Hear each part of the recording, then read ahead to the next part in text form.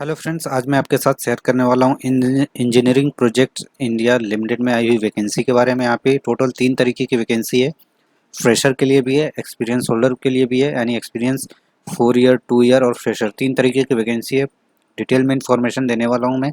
Salary package, ये सारी चीज़ें क्या होने वाली हैं, प्लेसमेंट कहाँ पे होने वाला है आपका, और आपका मोड ऑफ सिलेक्शन क्या है, तो सारी चीज़ें मैं बताने वाला हूँ। तो वीडियो को लास्ट तक जरूर देखिए। कोई डाउट होगा तो वो सारा आपका क्लियर हो जाएगा, और उसके बाद भी कुछ है तो आप कमेंट बॉक्स में पूछ सकते हैं। तो सबसे पहला पोस्ट है यहाँ पे, जिसकी अगर मैं बात करूँ तो यहाँ पे है manager group 2 finance, post 1 code यहाँ पे दिया गया है। और जो नंबर ऑफ पोस्ट ओबीसी के लिए एक ही पोस्ट है। पे स्केल 50,000 टू 1,60,000 E2 ग्रेड की ये पे स्केल है, यहाँ पे बताया गया है। इस पे अप्रॉक्सीमेटली अगर सब कुछ मिलता है तो आपका 70 टू 75 ग्रॉस बनने वाला है। रिक्विजिट क्वालिफिकेशन की बात करें, CA CMA and MBA finance with graduation in any discipline having minimum 55% marks. तो ये जो 55% मार्क्स मांगा गया है, ये आपका MBA फाइनेंस में होना चाहिए और विथ ग्रेजुएशन में, तो दोनों में आपका होगा तो ही आप अप्लाई कर सकते हैं। CA CMA में ये परसेंटेज अप्लीकेबल नहीं होगा।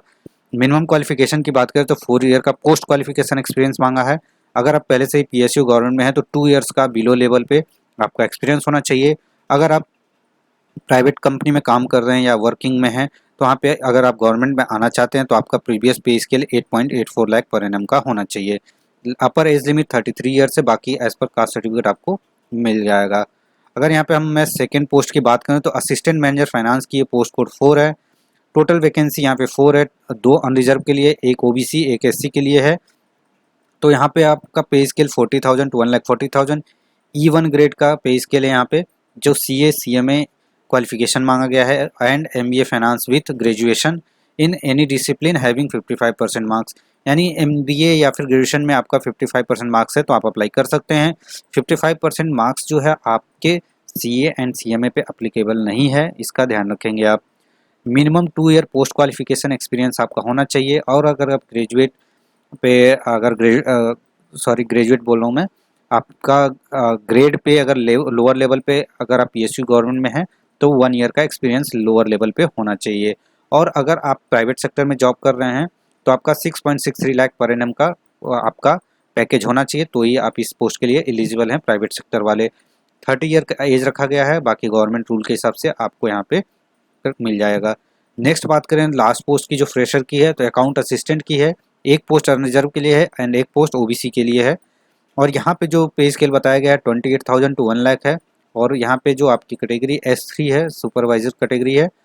यहाँ पे जो क्वालिफिकेशन देख सकते हैं, graduate with CA intermediate pass and CMA intermediate pass, यानी CA CMA आपने ग्रेजुएशन के साथ किया है तो यहाँ पे आप अप्लाई कर सकते हैं। परसेंटेज रिक्वायर्ड नहीं है, सिंपल ग्रेजुएट पास हैं किसी भी डिसिप्लिन से तो अप्लाई कर सकते हैं। स्टार का क्या मतलब है वो भी आगे आपको बताने वाला हूँ मैं। कोई एक्सपीरियंस रिक्वायर्ड नहीं है, एज यहाँ पे 28 ईयर्स बताया गया है। अब वो जो ऊपर स्टार था लास्ट में, उस स्टार का मतलब है in case of account assistant applicants application of applicants having passed final CA CMA examination will not be considered. तो आप अगर CA CMA फाइनल क्वालिफाई कर चुके हैं और आपके पास एक्सपीरियंस नहीं है, तो आप ऊपर के 2 पोस्ट सपोज अप्लाई नहीं कर पा रहे हैं, तो आप सोच रहे हैं कि मैं CA CMA हूँ, क्वालिफाइड हो गया हूँ, बट मैं इंटरमीडिएट वाले पोस्ट पर अप्लाई कर देता हूँ, तो वो आपको कंसिडर नहीं करेंगे। आप अप्लाई करना चाहें तो कर सकते हैं, लेकिन फर्दर अगर उन्हें पता चलता है तो आपको डिस्क्वालीफाई कर दिया जाएगा, ये उसका मतलब है। उसके बाद यहाँ पे जॉब डिस्क्रिप्शन तीनों पोस्टों के लिए बताया गया है, क्या क्या आपको असिस्टेंट मैनेजर और मैनेजर को काम करना है।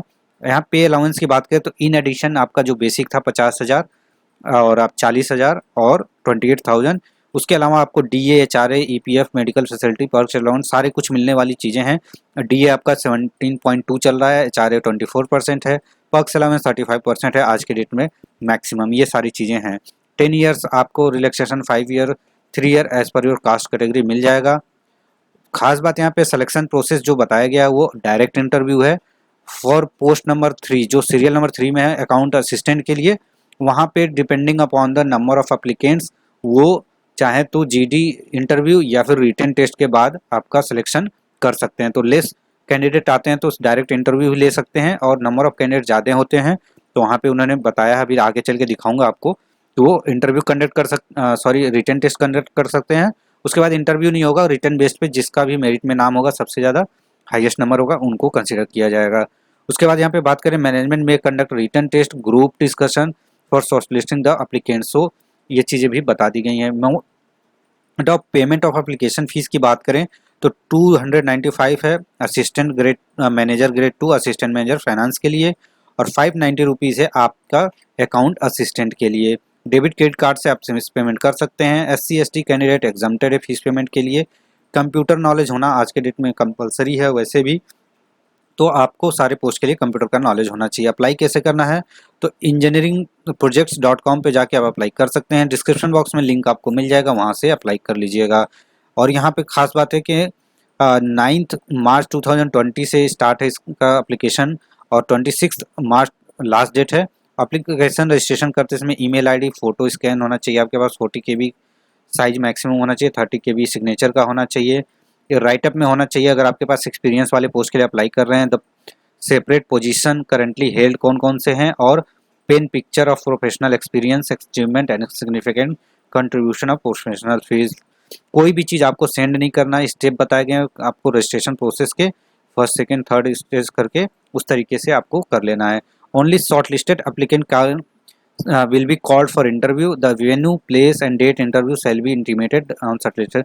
तो जो कैंडिडेट शॉर्ट लिस्टेड किए जाएंगे उनको ये सारी चीज़ें बाय मेल बाय मैसेज बता दिया जाएगा, या फिर वेबसाइट पे लिस्ट आ जाएगा, आप वहाँ से चेक कर सकते हैं। सो प्लेस ऑफ पोस्टिंग की बात करें तो ये प्लेस ऑफ पोस्टिंग जो आपकी है ऑल ओवर इंडिया, जहाँ पे भी इनकी ऑफिस है कहीं पे भी आपको ये सेंड कर सकते हैं।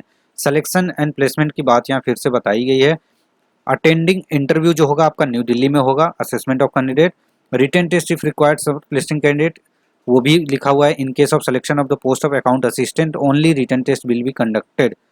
तो सिलेक्शन ऑफ अकाउंट असिस्टेंट का रिटन टेस्ट होगा और उस बेस पे आपका सिलेक्शन किया जाएगा। Based on the written test marks the panel list will select the candidate for appearing prepared, and accordingly appointment of offer letter will be issued, और any office division and site place of posting में आपका हो सकता है। कोई query है तो आप कॉल कर सकते हैं या फिर यहाँ पे मेल कर सकते हैं। सो ये फुल डिटेल थी फ्रेंड्स इससे रिलेटेड।